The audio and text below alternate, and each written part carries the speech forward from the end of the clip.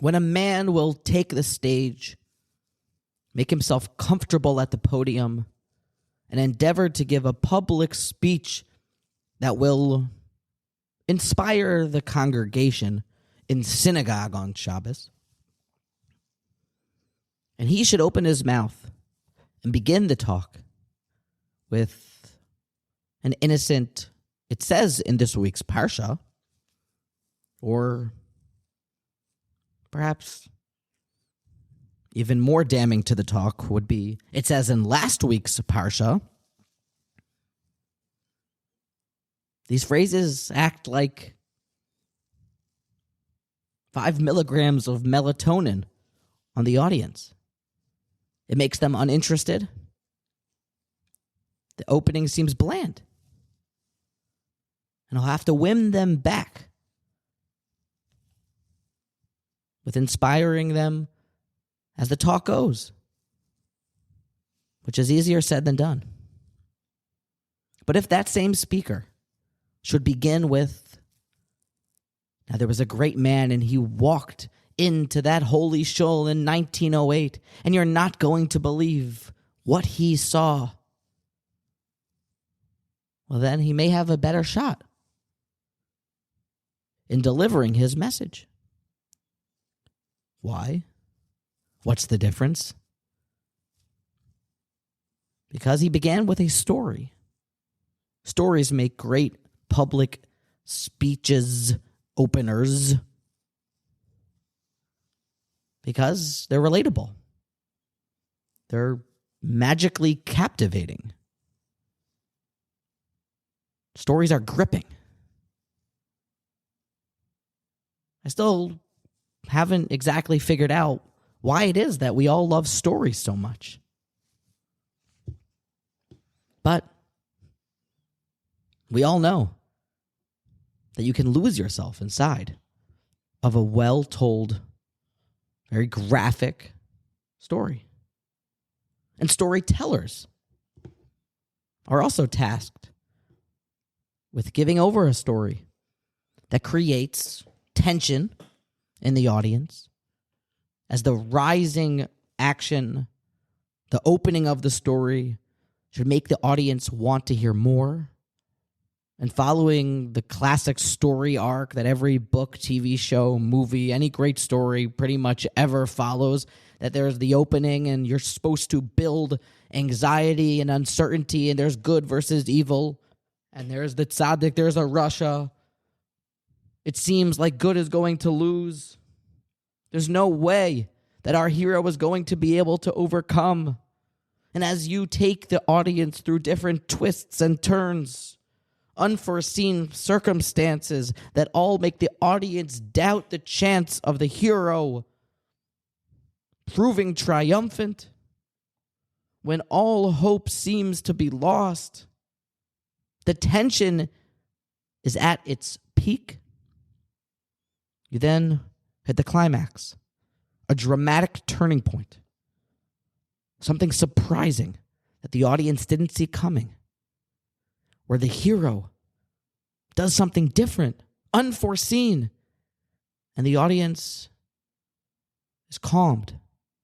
The tension is replaced by a feeling of satisfaction, because at this great confrontation of the antagonist and the protagonist, good versus evil, good won, and now there's peace. The issue has been solved. There is closure, and there is victory. And perhaps this all-followed practice of telling stories, pretty standard, was all taken and borrowed from the greatest story ever told by the most supreme storyteller, HaKadosh Baruch Hu. Scripture, Tanakh, is the greatest story ever told. We pick up our story here really as it's about to hit its climax. All of Avraham Avinu's work seems to be about lost. As the Jewish people are stuck in the belly of Egypt, the enslavement is torturous. There is no hero in sight. It's a shame, really, that we know the end of the story. Because just imagine if we didn't know of a Parshas Bo. If we were reading the story like kindergarteners for the very first time. Thinking, what's going to be? Are the Jewish people going to make it out alive? I don't see how. And the Torah, it opens us up to the hero, the chosen one, Moshe Rabbeinu. With the great happening and the vision of HaKadosh Baruch Hu revealing himself in the burning bush. So now there's a little ember of hope. But now Moshe Rabbeinu seems to doubt himself. More uncertainty, more ambiguity. Moshe doesn't feel right for the job. The hero seems to be not very confident in his mission. HaKadosh Baruch Hu wants him to go, but the hero says, no one's going to listen to me. Moshe Rabbeinu complains of a stutter. He's the stammerer. There's no hope. Why will Pharaoh listen to me? And indeed, the very first time that the hero attempts to overcome evil and win the day, he just made things worse. Pharaoh's response to the first marching into his castle by Moshe Rabbeinu was, let's keep the same quota of bricks, but let's increase the torture. Let's increase the arduous, back-breaking, cumbersome labor on the Jewish people so that when Moshe Rabbeinu leaves Pharaoh's palace, you can imagine that the already present feeling of uncertainty, of not feeling ready for the job, only got worse when he saw 600,000 innocent Hebrews being worked that much harder because of him. Perhaps they were throwing tomatoes. You're not making anything better, you're just making it worse. You sure you saw a burning bush? Are you sure you're supposed to be coming in here? One can't help but think that this may very well be the end of the Jewish people. What hope is there? But then, the pieces seem to come together. In Parshas Va'era, at the end of the first Aliyah, Hashem takes a different approach towards Moshe. It's no longer, please Moshe, go and rescue the people. It's Vayedaber Hashem el Moshe Lemor, with a very harsh way of speaking. I'm no longer requesting, but I'm telling. Tzavim, a commandment. Go with Aaron and free the Jewish people. Enough is enough. And this is about to be that climax. The story arc is about to hit their crescendo. HaKadosh Baruch Hu is about to make an example of the Egyptians. And you can kind of feel how all of the tension will be relieved as the roller coaster is to the very top of this story arc. And you remember that Moshe Rabbeinu, in fact, grew up in the house of Pharaoh. So ironic, so iconic. Here we go. But the very next pasuk is hardly anything dramatic or exciting. It is a genealogical table. An oddly placed, seems to be unseemly, or poorly timed commercial break about the pedigree and background of Moshe's family. And to begin it all, it's really Reuven, the 12 tribes, and Reuven's children, Moshe Rabbeinu's aunt and uncle, all of his brothers and sisters, the cousins, and Shimon had these as children. We meet people named Chanoch, Ufalu, Chetzron, Vecharmi. Okay, that's Reuven's family. Not very exciting. And why now? In Rav Hirsch, also points out, probably borrowing from the Rishonim that asked this and Rashi asked this, well, at least if you're going to tell us the lineage of Moshe Rabbeinu, give us all 12 brothers, all 12 tribes. We just get Reuven, Shimon, and Levi. One can't help but also feel that we already know Moshe Rabbeinu's ancestry. We know his descent. And if the great storyteller decides that we should know it again right now, well, then tell us. It would feel like the right thing to do all of the 12 tribes, not just 3 of them. It really is bothersome when you find it inside. And you'll look right at the very end of this graph, this table of Moshe's ancestry, his heritage.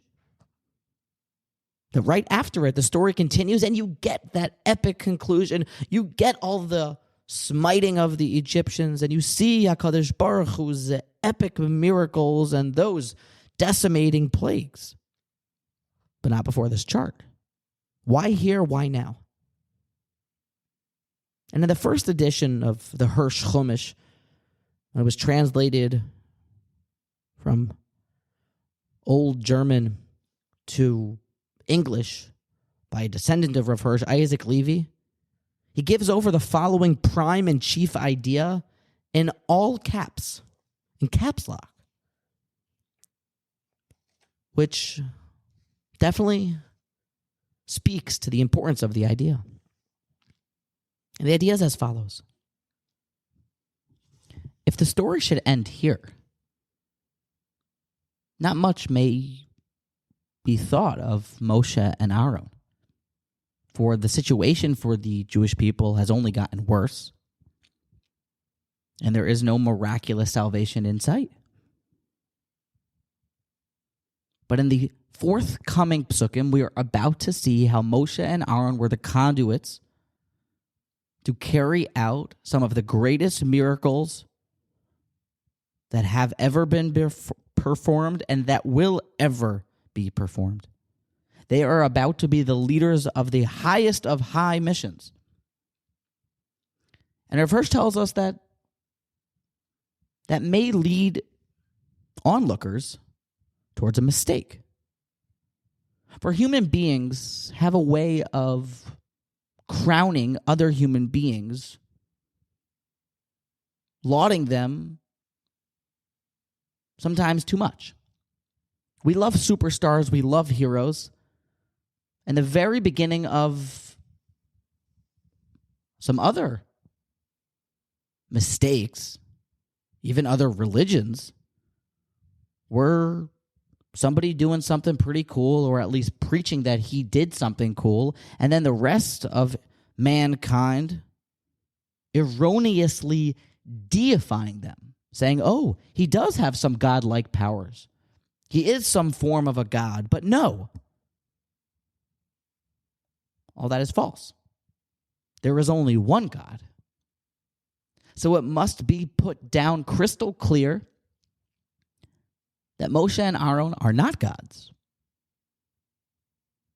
They are of original human DNA. They are humans. And to prove that, we give over right here, right now, before the story, their family background. We meet Moshe's uncles, brothers, sisters, aunts, the family. That proves, look, they're humans just like us. Moshe and Aaron are not gods. So that no mistake should be made. But this is only reason to inspire us all that much more. For HaKadosh Baruch Hu selects certain humans to be the chosen ones. HaKadosh Baruch Hu chose to reveal himself in this way to not anyone else other than Moshe. He chose Moshe as the leader. a man with uncles and aunts, brothers and sisters. It should be stated very clearly that while Moshe is a man, Hashem only revealed himself or chose to reveal himself to Moshe because of the status that a human being elevated himself to. For the Rambam tells us in his halachos of Yesodei HaTorah that Yesodei HaDas liyeda shakel menavi es bnei adam, that God prophesizes to people. But God only prophesizes to a great chacham. Chacham gadol b'chachma. Giber b'midosav, he has to be very strong in his midos. V'lo yitzar miskaber alav ba'davar ba'olam elahu miskaber b'daitel yitzar tamid. He's constantly dominating the Satan. Ba'aldei rechava, he's got an open and widespread mind. Nechayna, it is very straight ad ma'od. So it is Moshe Rabbeinu that is mimula b'kol hamidos ha'elu, filled perfectly to the brim with perfect midos, shalom begufo, perfect in his guf. Kishiyakanes the pardes, he enters into the vineyards, into the pardes, v'yimshach ba'osan ha'inyanim ha'gedolim ha'rechokim, and he elevates himself so that this human being, not a God, has become something that is so great that Hashem reveals himself and nevuah. And that is Moshe, the greatest Adam to ever live. I don't want to, God forbid, speak in a way that's confusing to, God forbid, pull away from Moshe's godless. Moshe was the greatest man to ever live. And the fact that he is being shown here to be a man because of this commercial break of showing us this genealogical table, it only brings out his greatness all that much more. And sometimes it can even feel like the lessons of all of the great avos and himahos, Avram, Yitzchak, Yaakov, the foremothers. It can feel like their stories are unrelatable and uninspiring because we can't really feel compared to them. Because that's Rachel Imenu. She was willing to give it all up, to forego her husband, her greatness. But I can't relate and feel inspired to also forego and be mevater in my things because she's different. She's godlike. But when we understand that these people are not gods, they are people. They have a heartbeat. They have human DNA, a torso, legs, they're people. That makes these lessons relatable and galvanizing. Because it makes one hear about the Akedah and Avram's total subservience and obedience to HaKadosh Baruch Hu, that he's willing to give everything up as a human being who loves his only son, or the son, with everything that he has, but he's still willing to have the level of Ata Yodati Ki Yoreh Elokim Ata V'Leichasachta Es Bincha Es Yechidcha Asher Ahavta. Acting godlike, although they are humans. And this is Moshe, the greatest human. The Spirit of God, it chooses Chachamim, Nevoinim, Gedolim. The leaders, they are not weaklings or simpletons. Only the most suitable Shaluchim are chosen. Indeed, this also answers why the Torah did not continue to elaborate on the different lineage that is of Yisachar and Zevulun and the other tribes. Because while there was the search for the perfect man, there was maybe it's in Reuven, maybe it's in Shimon. The telling of that they are all regular mortal men, these are Moshe's cousins, but once we find our man and we have found the chosen one,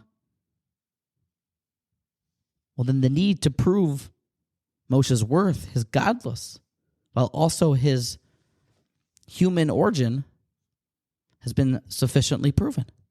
And there's no need to continue. And that's how the genealogical table concludes. It was Moshe and Aaron, people that stood there and spoke before Pharaoh. And now the story continues. The climax, the falling action, and the Egyptian annihilation, all carried out by humans, bringing forth the Gevura of HaKadosh Baruch Hu. We have learned that through enough godless and striving, one can become like Moshe. Moshe was bashful, he was obedient, he was an Anav Mikol Adam, and he was a flesh and blood, a basar v'dam, hand-selected, fully ripe, fresh, and ready to carry out the ultimate salvation. This idea from Rav Hirsch allows us to look at the Torah with new eyes and to hear the lessons from the giants, to understand that the fact that these Gedolim and our Avos and Imos are people does not detract from their godless, from their greatness, but only doubles it. Because look what they accomplished. With a heartbeat just like you and I. We witness here what levels mankind can achieve. You can have HaKadosh Baruch Hu reveal himself to you. This little commercial break is what sets the tone going forward. Now it's time for all Gehennim to break loose, and the hail will rain, and Egypt will be decimated. And the story can continue. Because there really is nothing like a good story. And now, good defeats evil. It is the protagonist against the antagonist. The tension is calmed. Closure is had. It was all brought about by the chosen one, the greatest man to ever live.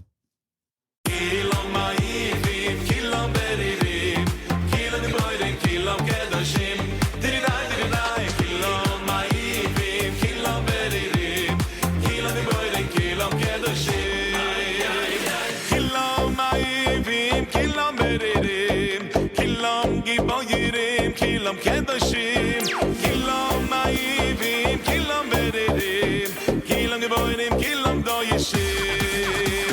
Ha-hai, didi-dai, nai-nai, ishmat zizanai.